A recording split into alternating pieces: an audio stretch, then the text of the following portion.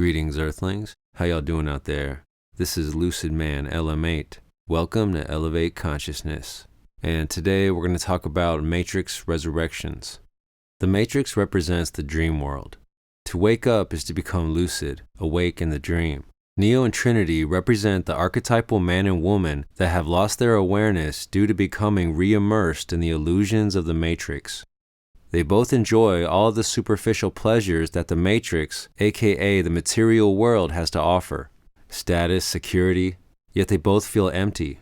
They have allowed their advanced years to make them stale and dead inside. They have lost awareness of the spiritual reality. They don't feel it, don't think about it, and don't acknowledge its existence like they did when they were younger. All the youth they inspired have become young adults, who now wonder why their spiritual and inspirational heroes no longer have the same wisdom and creative spark as they once did. Trinity and Neo have become too, quote-unquote, grown up, and now go by the names Tiffany and Thomas. It seems Neo was once a great artist who created the Matrix as a video game to inspire.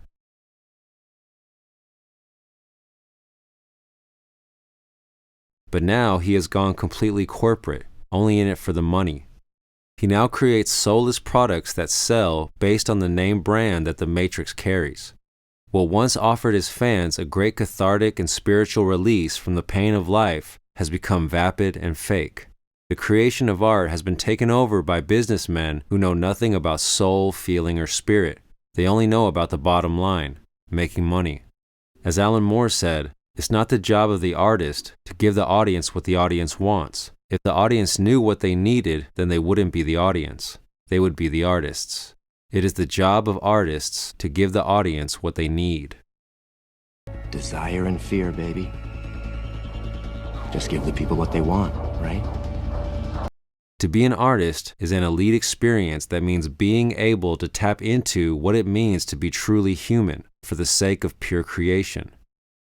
Neo's predicament in the movie is reminiscent of the Star Wars franchise.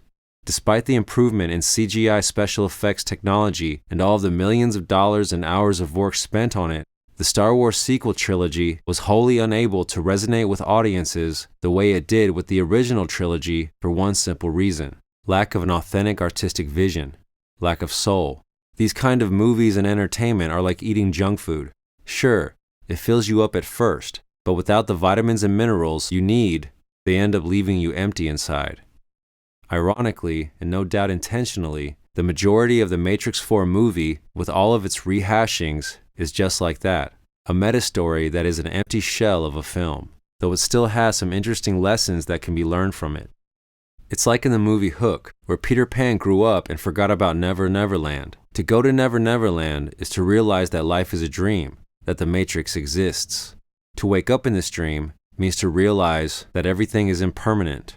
The point of a dream is to experience, to have the best possible experience. One must take care of one's needs to live, but these are not the end-all experiences of life.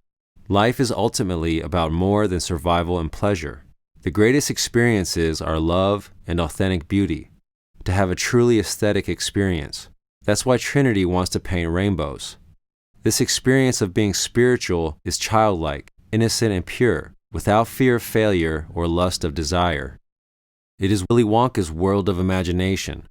Writer Neville Goddard said, "Christ is the imagination, and Neo is both Buddha and Christ." Thomas, you were a suicide survivor, gifted with a powerful imagination. To be Buddha or Christ, one must be as a child. This childlike purity of imagination and spirit is also exemplified in the Animatrix episode called Beyond.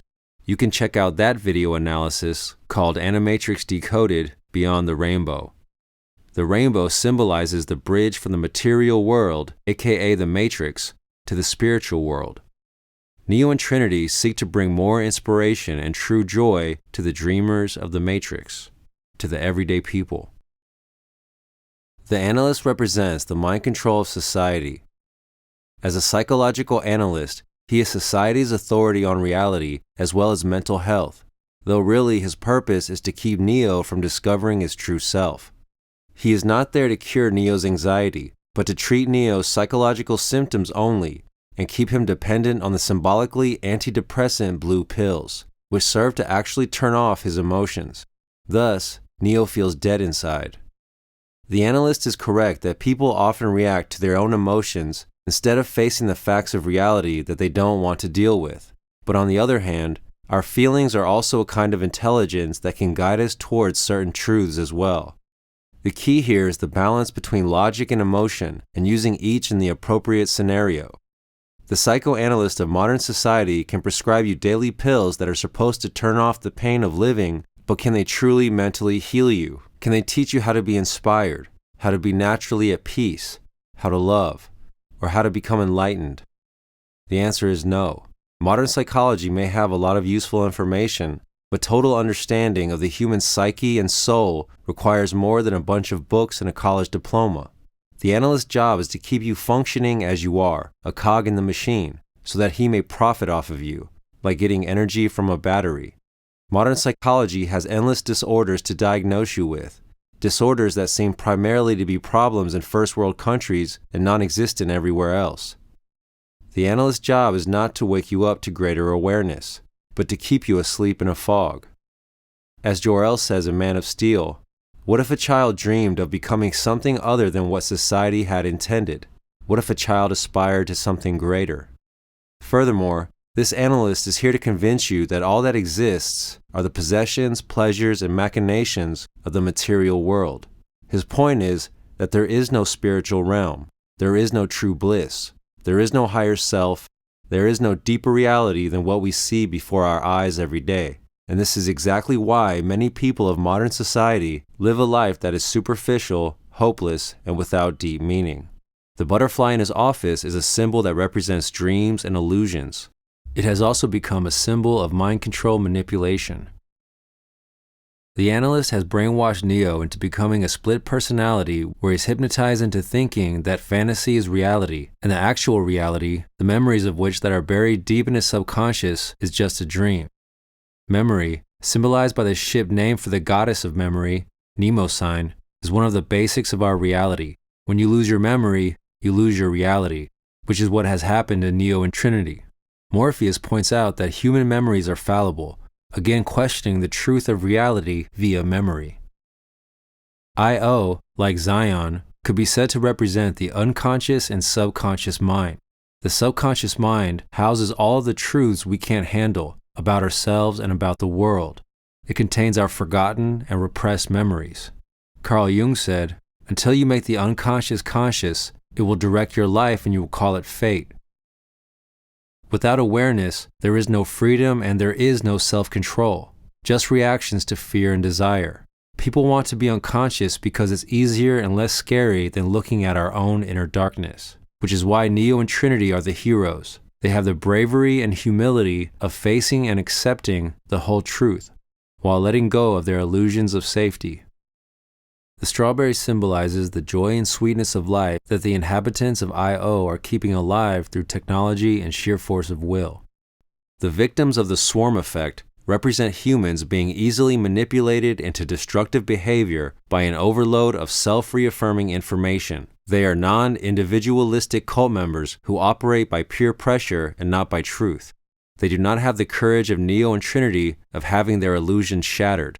Thus, they are insane with fear.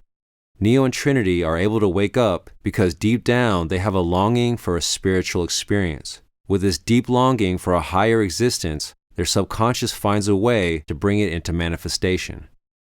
Morpheus is Neo's subconscious and intuition. Similarly to Jiminy Cricket in Pinocchio, he represents the truth that has been suppressed and buried, but which cannot be denied. Morpheus embodies Neo's deep yearning for something greater than just the material world, and that world is the spiritual world and the world of imagination.